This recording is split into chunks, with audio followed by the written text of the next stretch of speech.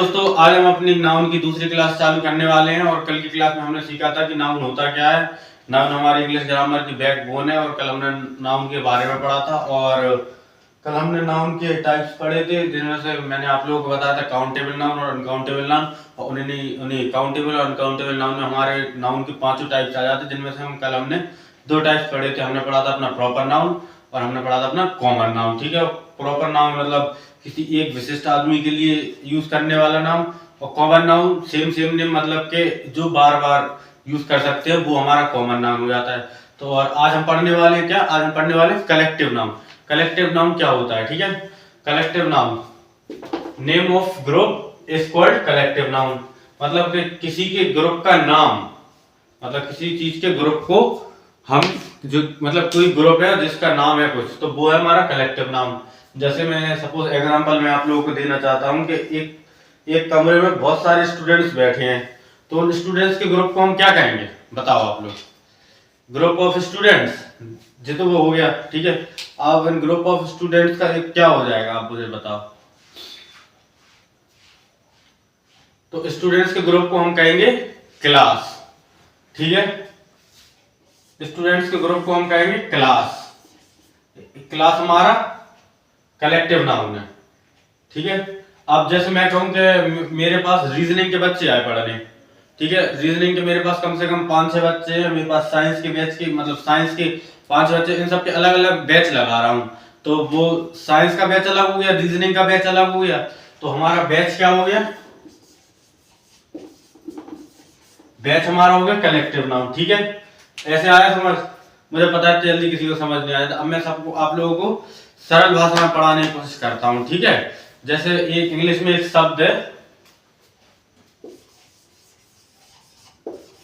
Baby, ये किसके group का नाम है। सबके घर में औरतें हैं, बहन, माँ है, लेडी। बेबी हम कहते हैं लेडी, और गर्ल के ग्रुप को हम कहते हैं बेबी। जैसे बहुत सारी औरतें मिलकर किटी पार्टी करती हैं, तो उनके ग्रुप को हम कहेंगे बेबी। लड़कियों के ग्रुप को हम कहेंगे इंग्लिश में बेबी, ठीक है। Group of girls baby, ladies of group मतलब ग्रुप ऑफ लेडीज बेबी, ठीक है। तो समझ आया। अब मैं आप लोगों से पूछना चाहता हूं कि group of fish,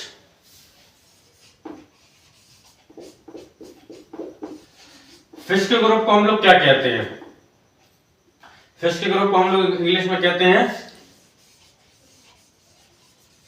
school. Fish के ग्रुप को हम लोग इंग्लिश में कहते हैं स्कूल। और इसका एक और नाम है, जैसे हम कहते हैं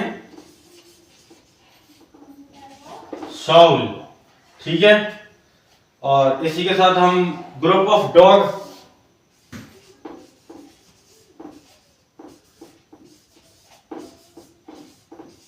कुत्ते के ग्रुप को हम क्या कहते हैं। और ये नाम तो फिर आप लोगों से अच्छा कोई नहीं जानता होगा कि आपका हर दोस्त होता है जी। तो कुत्तों के ग्रुप को हम कहते हैं इंग्लिश में पैक, ठीक है।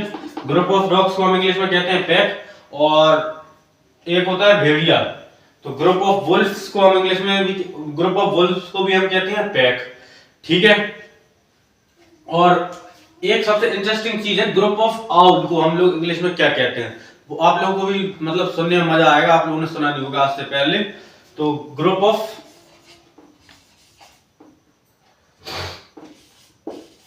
आउल, इसको आप लोग बताओ, सोचने की कोशिश करो क्या कह सकते हैं इसको।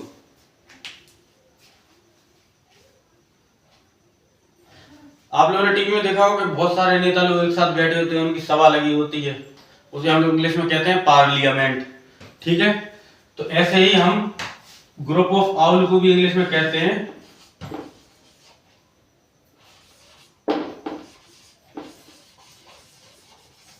ठीक है पार्लियामेंट। ग्रुप ऑफ आउल को हम लोग इंग्लिश में कहते हैं पार्लियामेंट, ठीक है। तो अब मैं आप लोगों को बताने वाला हूं कि मधुमक्खी के ग्रुप को हम क्या कहते हैं, और चींटियों के ग्रुप को हम क्या कहते हैं, मच्छरों के ग्रुप को हम क्या कहते हैं, और फ्लाइज और मक्खियों के ग्रुप को हम इंग्लिश में क्या कहते हैं, ठीक है। तो अब मैं बताने जा रहा हूं आप लोगों को ग्रुप ऑफ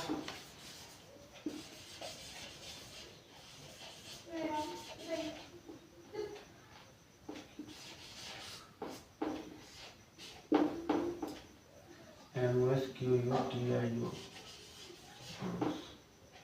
ओ 1।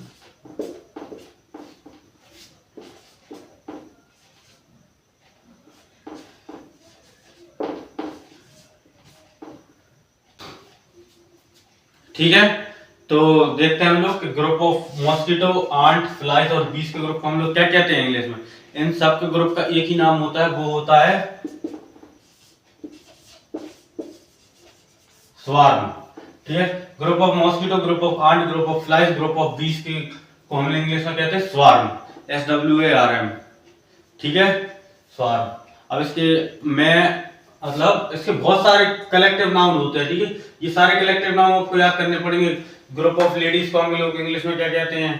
ठीक है, ग्रुप ऑफ फिश को हम इंग्लिश में क्या कहते हैं, ग्रुप ऑफ डॉग को हम इंग्लिश में क्या कहते हैं, ग्रुप ऑफ आउल को। ऐसे मतलब कम से कम 60 प्लस इंपॉर्टेंट कलेक्टिव नाउन है मेरे पास। अगर आप लोगों को ये याद करने पड़ेगी वो तो बनी बात है, और अगर आप लोगों को याद करना चाहते हो तो आपको मुझे इस नंबर पे मैसेज करना पड़ेगा।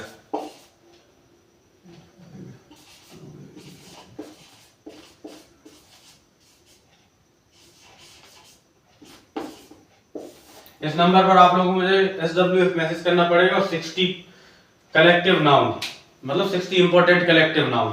बस आप लोग मुझे इतना लिख देना, मैं आपको 60 कलेक्टिव नाउन दे दूंगा जो इंपॉर्टेंट है, जो हर पेपर में पूछे जाते हैं आपके इंग्लिश के पेपर में। ठीक है, ये कलेक्टिव नाउन आपके वोकैब्स में ही काम आएंगे। मैं आगे जाके आपके वोकैब्स की क्लास लेने वाला हूँ, तो अगर आप लोगों को चाहिए तो मुझे इस नंबर पर मैसेज कर देना। ठीक है, तो अब आप लोगों को समझ में आया किसी के ग्रुप के नाम को हम लोग कलेक्टिव नाउन कहते हैं। ठीक है, तो बेबी हमारा कलेक्टिव नाउन है, स्कूल साउल हमारा कलेक्टिव नाउन है, पैक हमारा कलेक्टिव नाउन है, पार्लियामेंट हमारा कलेक्टिव नाउन है, स्वार्म हमारा कलेक्टिव नाउन है, और 60 कलेक्टिव नाउन में और आप लोगों को भेजूंगा अगर आपको चाहिए होंगे।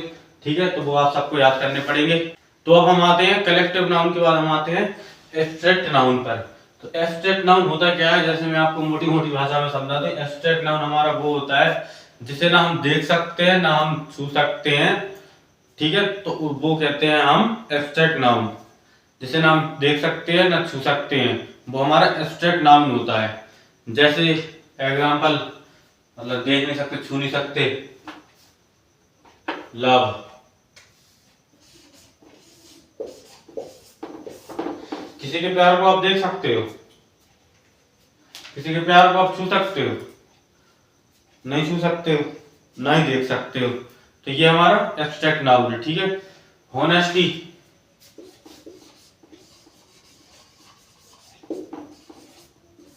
किसी की ईमानदारी को आप देख सकते हो, किसी की ईमानदारी को छू सकते हो, नहीं छू सकते हो। ठीक है, तो ये भी हमारा होनेस्टी। नॉलेज,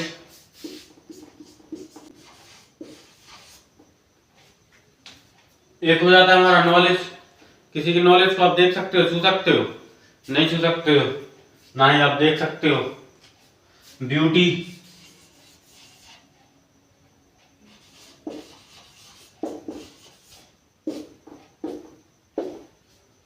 सुंदरता, सुंदरता के बारे में मैंने आप लोगों को कल ही बताया था। ब्यूटी के बारे में आप किसी की ना सुंदरता को देख सकते हो ना ही छू सकते हो। ठीक है, तो वो वाली सुंदरता नहीं जो मैंने कल। ठीक है, तो आप लोगों को समझ आई गया होगा, कल की क्लास देखी होगी, मैंने ब्यूटी का मतलब समझाया था। तो ये हमारे एब्स्ट्रैक्ट नाउन होते हैं जिन्हें ना हम देख सकते हैं ना छू सकते हैं। ठीक है, तो ये हो जाते हैं हमारे एब्स्ट्रैक्ट नाउन। अब हमारा कौन सा नाउन बचा है, अब हमारा बचा है मटेरियल नाउन। ठीक है, तो अब हम आते हैं मटेरियल नाउन की तरफ। तो अब हम लोग एब्स्ट्रैक्ट नाउन के बाद आते हैं मटेरियल नाउन की तरफ। मटेरियल नाउन हमारा होता है नेम ऑफ मटेरियल। जैसे मटेरियल्स का नाम, इसका सीधी सरल भाषा में मतलब है जिसको हम माप सकते हैं, तौल सकते हैं, पर हम उसे गिने नहीं सकते, वो हमारा मटेरियल नाउन हो जाता है। जैसे सबसे सरल एग्जांपल मैं आप लोगों को दे देता हूं। एग्जांपल ऑयल, ऑयल को हम तौल सकते हैं, ऑयल को हम माप सकते हैं, पर हम ऑयल को गिन नहीं सकते, तो ये हमारा मटेरियल नाउन है। और एक और एग्जांपल मैं आप लोगों को दूं, मिल्क, मिल्क का भी सेम ऑयल जैसा है। दूसरा मैं आपको दूं वाटर, तो ये चीजें ऐसी हैं कुछ जिन्हें हम माप सकते हैं, तौल सकते हैं, पर हम गिन नहीं सकते। आयरन, लोहा, लोहे को हम तौल सकते हैं, माप सकते हैं, पर गिन नहीं सकते लोहे को। ठीक है, कॉपर, कॉपर का भी सेम आयरन जैसा है, तो ये चीज हमारी मटेरियल नाउन हो जाती है। ठीक है, अब हमने पांचों नाउन सीख लिए हैं। हमने सीख लिया है प्रॉपर नाउन, हमने कॉमन नाउन सीख लिया, हमने कलेक्टिव नाउन सीख लिया, हमने एब्स्ट्रैक्ट नाउन सीख लिया और हमने मटेरियल नाउन सीख लिया। अब हम इसके आगे मेन ग्रामर की तरफ बढ़ेंगे जिसमें हमें सीखने में और मजा आएगा। अब आने वाला है थोड़ा मजा, और थोड़ी अपनी सीट की जो पेटियां हैं, क्या कहते हैं, उसे बांध के रखें, क्योंकि अब थोड़ी कठिन चीजें भी चालू होंगी, तो आप लोगों को अब थोड़ा दिमाग पे जोर देना पड़ेगा आगे सीखने के लिए।